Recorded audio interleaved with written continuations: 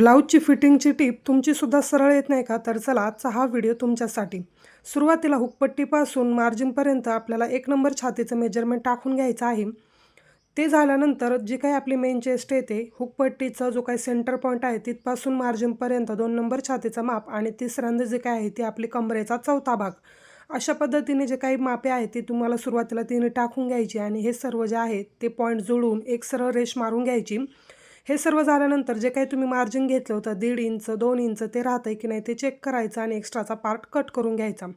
हे सर्व झाल्यानंतर जे काही आपली बाजू आहे म्हणजेच बाही तिचा दंडगेर टाकून तीसुद्धा रेष सरळ ह्या रेषेला खाली जोडून घ्यायची. हे सर्व झाल्यानंतर आता येतो आपण बॅक साईडकडे.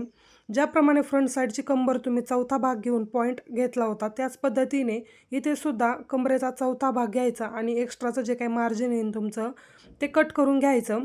दोन्ही पार्ट एकमेकांवरती ठेवल्यानंतर सरळ टीप येते की नाही ते चेक करायचं. फ्रंट साईड बॅक साईडवरती ठेवून पाहायची.